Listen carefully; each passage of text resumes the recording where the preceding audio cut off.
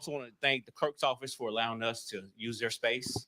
Uh, and I'm told this is the first time that the Marshal Service has held a press conference in this space. So I think this is certain fitting and proper that we do this. So we're going to give you a few updates in this investigation. So as you know, the U.S. Marshal Service is the federal government's primary agency for fugitive investigations. I think we are the best of the best. We get results, and today's announcement demonstrates that.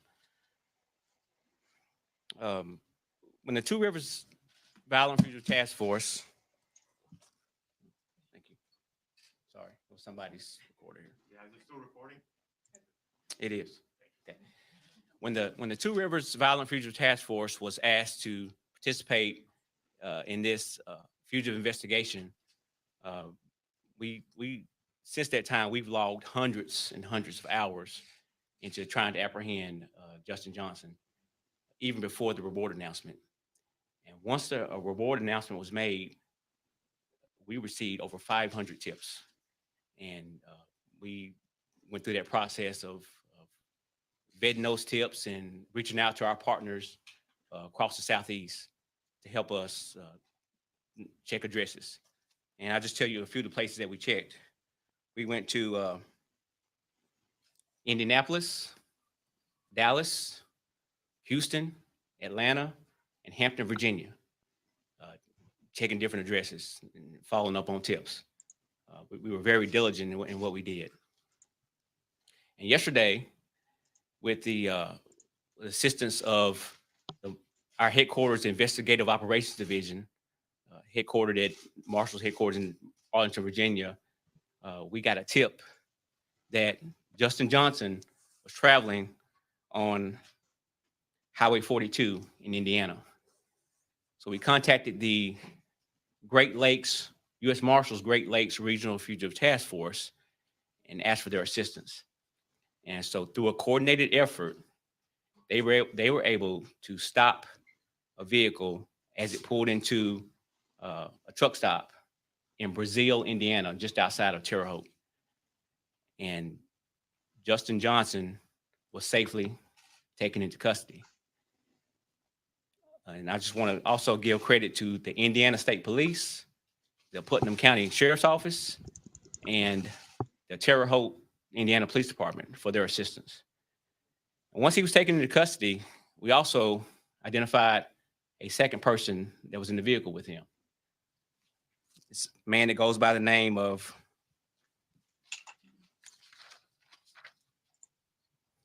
Shondale. I'll spell his name Shondale Barnett, Barnett. Shondale Barnett. Date of birth is February 6, 1994. He's originally from Memphis, but lives in Dallas. Shondale Barnett is a person who we believe was providing assistance to Justin since we've been looking for him. He now faces charges of accessory after the fact to first-degree murder. He's being housed at the Clay County, Indiana jail, and he will face, there was a state warrant that the marshals filed on him. And so he will face go through the extradition process of being extradited back here to Shelby County. Now, Justin Johnson, on the other hand, he was transported to the Knox County, Indiana jail. And he was booked on a violation of federal supervised release. He went before a federal magistrate in the Southern District of Indiana this morning at 11:30. He waived his identity hearing and he waived his bond hearing. So in essence, he has agreed to come back to face the federal supervised release charges in the Western District of Tennessee. He will go before a judge in this building, go before a federal magistrate and have an initial appearance on that charge. I can't give you a timeline for safety purposes, but just know that when he's ready to be transported, the marshals will be bringing him back here to this building to face those charges.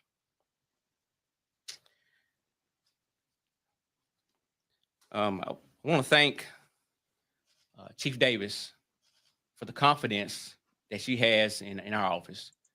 Whenever they their investigators, they do a tremendous job. MPD is just, you won't find a better agency when it comes to investigating crime.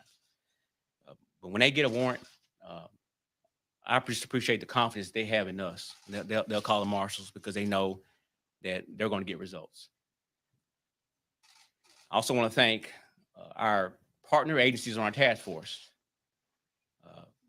Chief Davis provides task force officers on our task force, as well as Shelby County Sheriff Floyd Bonner, Fayette County Sheriff Bobby Rouse, and the Tennessee Department of Correction. We have a great working relationship and a great partnership, and I just want you all to know that we do what we can to keep this community safe and apprehend violent fugitives on the run. I also want to thank General Wyrick. She's committed to prosecuting violent offenders in our community, and that's refreshing. Whenever we call, we need something from General Wyrick, she's always there, just a phone call away, and I just appreciate her. Also want to thank, as I said before, there's some guys on our task force that they have ate, slept, and drank Justin Johnson ever since this happened. I mean, I have to tell you, those guys took it a little bit personal, and you definitely could see that. I mean, they fielded calls all night long. They would come in, no sleep, eyes red, red from lack of sleep, not red from anything else. And I just thought I would clarify that. Just want to tell you that, you won't find a more committed group of guys, and it's that way throughout the Marshal Service. We pride ourselves on our work. That star been shining bright since 1789, and it's shining bright today. We do what we do, and we do it for the safety of our community. I'm going to step away, and next you'll hear from Chief Davis, and I think at the conclusion we'll answer what we're able to. Thank you. Good afternoon. So what I'll do is provide just a bit of a summary of the MPD's work towards this particular case and the apprehension of these two wanted individuals. So on Wednesday, November 17, 2021, at approximately 12:24 p.m., Memphis police officers responded to a shooting at 2370 Airways Boulevard, Makiba's Homemade Cookies. Upon arrival, officers located 36-year-old Adolph Thornton Jr., known as Young Dolph, suffering from multiple gunshot wounds. Thornton was pronounced deceased on the scene by Memphis Fire Department personnel. After an exhaustive investigation by MPD staff, investigators, and supervisors, many who are in this room right now, 23-year-old Justin Johnson and 32-year-old Cornelius Smith were apprehended. Justin Johnson, who is a wanted person of interest in the murder of Young Dolph, Adolph Thornton, is now in custody, thanks to the Marshal Service and their dogged, relentless, and unwavering commitment to getting this individual off the street. Cornelius Smith is now in custody as well, pending the following charges: first-degree murder, criminal attempt to first-degree murder, convicted felon in possession of a handgun, employing a firearm during the commission of a dangerous felony, and theft of property in the amount of $10,000 to $60,000. These arrests would not have been possible without the dedicated men and women of the Memphis Police Department and our partners, specifically our homicide unit. Last year, these investigators handled more than 300 homicide cases. They work day in and day out trying to identify individuals with the same type of aggression and unwavering, intrepid spirit that was involved in this particular case. And without the assistance of our partners, and this is a short list of individuals or groups that we need to identify. Of course, the United States Marshals, Marshal Tyrese Miller and his team, the Two Rivers Violent Fugitive Task Force, the Multi-Agency Gang Unit, MGU, Shelby County Sheriff's Department, the Tennessee Bureau of Investigations, the Covington Police Department, the South Haven Police Department, the DeSoto County Sheriff's Department, the Indiana State Police, and the Putnam County Sheriff's Department. The Memphis Police Department would also like to thank all the men and women who were involved in this investigation for their dedication and hard work. We also would like to thank the hundreds of citizens, not just from our area, but from around the country, who provided tips throughout this investigation to ensure these individuals were brought to justice. Thank you to our citizens and to the public for trusting the Memphis Police Department and utilizing our Crime Stoppers Anonymous tip line. This is an ongoing investigation. Thank you very much. And at this particular time, I'd like to ask our District Attorney General, Amy Wyrick, for remarks. Good afternoon. As you have heard, the list of people and the energy involved and the work dedicated to apprehending these two individuals has been limitless. This case will be handled in the district attorney's office by 3 of our ADAs, Paul Hagerman, Austin Schofield, and Joey Griffith, who are assigned to our crime strategies and narcotics prosecution unit. Because of the criminal histories involved in the individuals charged, the case will be assigned to our Special Prosecution Unit Division 7, which handles, as you all know, repeat violent felony offenders. You've heard us thank, and it has to be said again, the hard work of the men and women standing behind me and the agencies that they represent, and the sleepless nights and the countless hours that they have dedicated to this case that we're here talking about, but all of the others that they are working on and doing the same in terms of bringing someone to justice so that victims of these crimes can have closure and so that we as a community can have that closure as well. I wanted to take just a minute and clarify a few things regarding the criminal history of Justin Johnson. So you've heard that Cornelius Smith was indicted by the Shelby County Grand Jury yesterday. You've heard the charges that he was indicted on. As for Justin Johnson, in July of 2015, at the age of 17, he was charged with aggravated rape and aggravated robbery at the gunpoint. The victim in that case was a woman at an Econo Lodge. He was found delinquent. He was placed in the custody of the Department of Children's Services until his 19th birthday. Our office filed a transfer request in that case that was denied, and he was placed on the Violent Juvenile Sex Offender Registry.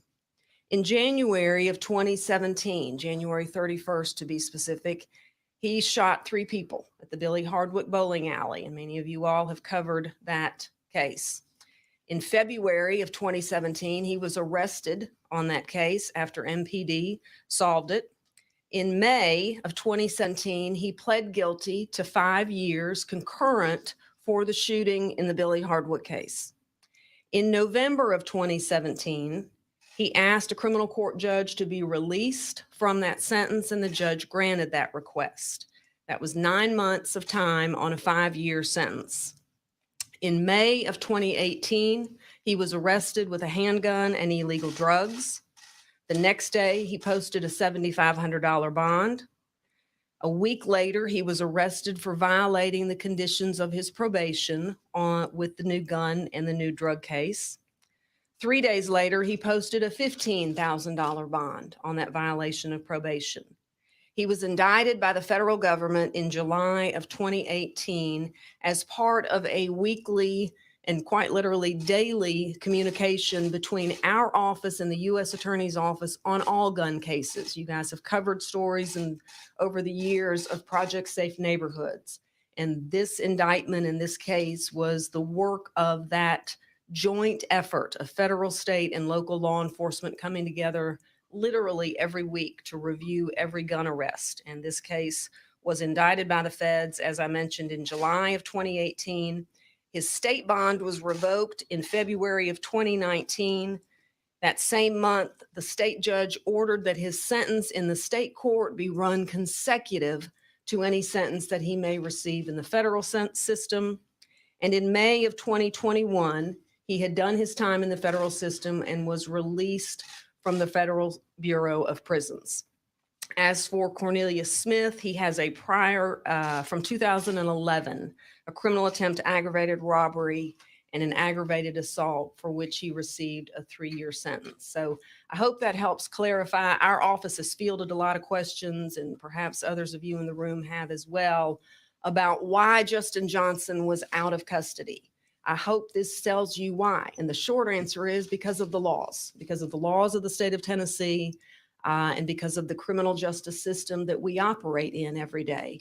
Again, he did 9 months on a 5-year sentence. He was entitled to ask the judge to be released, and that request was granted. And he was on probation for those state charges, and that's when he picked up the federal cases as well. So with that, I think we will open it up to questions. I'll turn it back over to Marshall Miller, but again, just want to say thank you to everybody in this room that has worked so hard on this, everybody that is not here. And I think it shows that this is a joint effort, federal, state, and local, for the pursuit of justice for anyone who wants to commit violent crime and wreak havoc on the streets of Shelby County. Marshall Miller, is there any evidence you can elaborate or disclose to the public that ties Mr. Johnson to the Young Dolph killing? We handled the fugitive investigation only. The investigative agency into the shooting of Young Dolph was handled by the Memphis Police Department. So any questions about their investigation will have to be addressed with them. Chief, I got a question for you. Chief, can you answer that question? Chief, can you answer that question? I can try. Well, at this particular time, we can't get into the details just yet because we're still pending indictments. And the specifics, we had enough probable cause to actually put out this wanted flyer for Justin Johnson. And we have enough information to ensure that he will see his day in court. But right now, we can't provide the specifics about it because it's still pending that indictment. Do you have a theory on motive? Not just yet. There has been just a wealth of tips and information and leads and putting this case together. And our officers and investigators have been working since this particular case began. Lots of rumors and innuendo, but we're really trying to sift through to the truth and what the real motives are. We're just not ready to put that out there right now. To your knowledge, are these two suspects the two people caught in the video outside of McKay? We can't say 100%, but we have enough information to have pushed this particular case to the point that it is now and pursue this in a court of law. There was enough evidence, enough material evidence, enough support and witnesses to be able to get this case to this point without me jeopardizing an indictment and information that will come out in the grand jury. That's about all I can say. And because of the fact that I'm not the investigator and I don't want to put them in a position where they're revealing too much as well. Are there going to be any more arrests? I'm saying that these two people are here right now. It is very possible. It is very possible. Once we, continue to conduct this investigation, there's no telling where it could potentially lead. There could be other individuals that are implicated in this particular homicide. Are you all in conjunction with Covington Police to help them in their investigation as well? Because I know the white Mercedes-Benz Yes. is involved. We are all working together. That's why I outlined all of those different agencies, because at some point in time in this investigation, our investigators have had touch points with various other individuals, other law enforcement personnel around the country. So absolutely. Thank you. Get on y'all's radar. It seems like it was fast moving starting about December. Was there a break? Is that when they got on your radar? It's been fast moving from the very beginning. It's just that when we have investigations that are as high profile as this, the police department is very careful about how much information we provide, to the general public so that we don't compromise the investigation.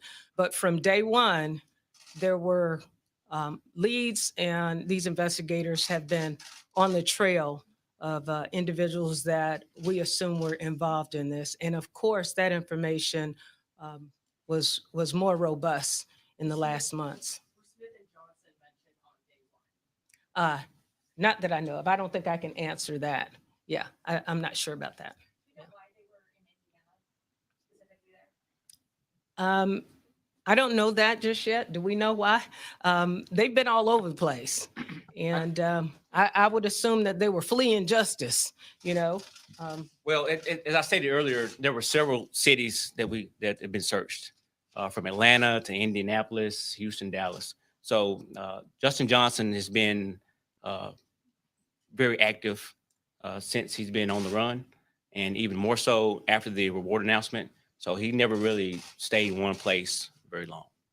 Marshal Miller, Chief, I know this is a really high-profile case, a lot of interest in the community. Have you spoken with the family of Mr.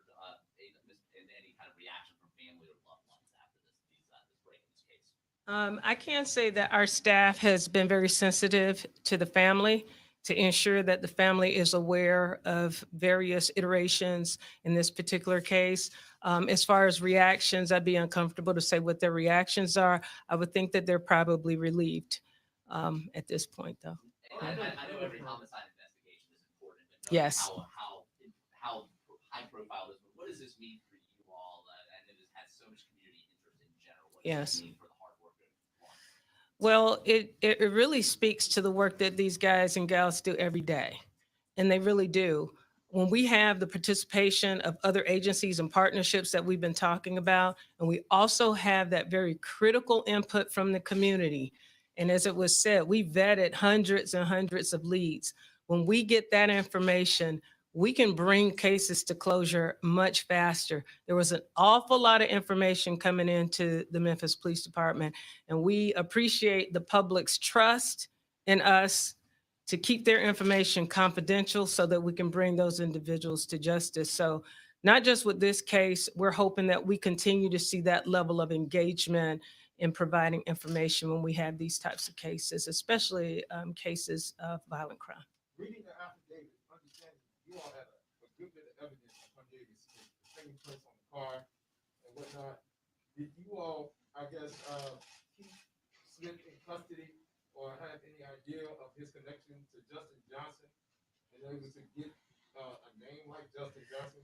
Well, I think the case itself, there were just various iterations, various pieces of the puzzle that, you know, came in at different times that strengthened the case even more. So it wasn't an all at once, this is our guy. It was the combination of layers of information that helped to solidify that case, that that person was involved. There Yes. was, in this case in particular, there was an enormous amount of internet sleuthing and internet detectives who were constantly shooting around false accusations. To your knowledge, did anyone else get hurt because of the sometimes inaccurate information that was being thrown from one corner of TikTok to the other? You know, at this point, I don't think so. We don't have any information, and my staff is here, but I think I would have been made aware of any case that we thought was connected to this particular tragedy. So at this point, we don't think that there was any other individuals that were affected, you know, negatively like that. In the carjacking of that white Mercedes Benz, I did notice that there was one other suspect in that police report. I believe Terrion Owens. Any person that might be associated with a specific crime is a person of interest. I'm not sure at what point or what level Mr. Owens is involved in this. We're still investigating, and as we mentioned before, this may have a rippling effect. There may be more involvement and more charges in the days to come as it relates to this. We're gonna take one more question. Marshall, I have a question. Was Justin Johnson alone in the car, or was he with someone else, and did he resist arrest? No, he was the driver. His passenger was Shondale Barnett, and he's going to be facing charges of accessory after the fact. And my office will get you a photo out today of Shondale Barnett. But he was taken into custody without incident. So Were they in another stolen car, or do you know? the car was not stolen. It was not stolen? It was not stolen. Okay. Yes. Did it belong to them, or where did they get this car? Well, I can't. That could be part of Memphis's ongoing investigation about the car, and so I don't want to get too much. Don't want to provide too many details about that. Do you know how long it will be before Justin Johnson is back? Well, he'll be back here promptly. I don't want to give a definitive time because, again, that could be a safety concern for the marshals who have to bring him back here. As I understand, there's a lot of interest in it, and we just want to get him back safely, so he can, the wheels of justice can turn. That's all the questions that we're going to take Okay. today. So if y'all got any further questions, all the PIOs are here. Y'all can ask them. So we'll try to answer them as best we can. Thank you.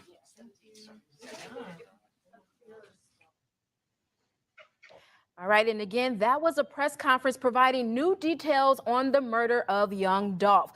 Right now, this is what we know. A lot of details to break down here for you. 2 suspects were arrested and identified. Another suspect, Shondale Barnett, also charged for aiding and abetting Barnett with who was one of the drivers. Now, what we've been told by the U.S. Marshal is that they spent countless of hours, hundreds of hours, searching for Justin Johnson, and after receiving more than 500 tips from witnesses and people with evidence, people who said they've spotted him. They said he's been spotted in Indianapolis. They checked Indianapolis. They checked Dallas. They checked Houston. They even checked Hampton, Virginia, and then later got a tip that Justin Johnson was traveling on a highway in Brazil, in Indiana. And they stopped that vehicle at a truck stop in Brazil, Indiana. And when they stopped Justin Johnson, he was taken into custody. We also learned, as mentioned, that there was a second person in the vehicle with Justin Johnson who was also taken into custody. That person, again, was Shondale Barnett. He will be facing charges of accessory after the fact. Now, we do have our reporter, Brad Broder, standing by, who was just at that press conference with more details. Hey, Brad. Yeah, Brittany, a lot of new details coming out just a couple of minutes ago here at this press conference between the U.S. Marshals Office, DA Amy Wyrick of Shelby County, as well as Memphis Police Chief C.J. Davis, who just gave a rundown of a lot of the highlights. The Marshals Office really wanted to reiterate the hundreds of tips which came in recent days and recent weeks looking for the accused killer, one of the accused killers of Young Dolph, Justin Johnson.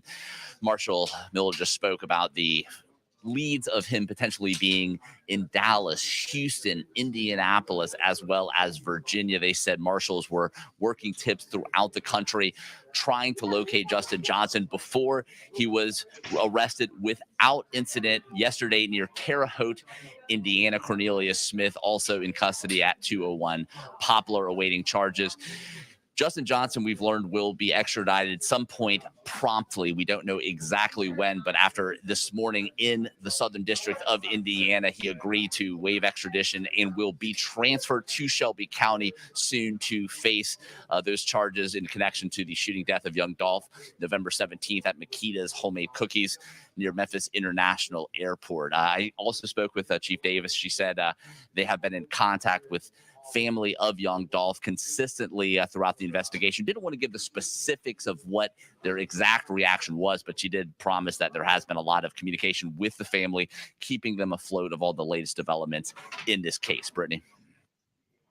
Well, thank you, Brad. We know you've been following this story very closely since November when Young Dolph was murdered. And we'll have more on the case and the latest information online and at the news or here on our news at 5 p.m. this evening. Now, sending you back to General Hospital.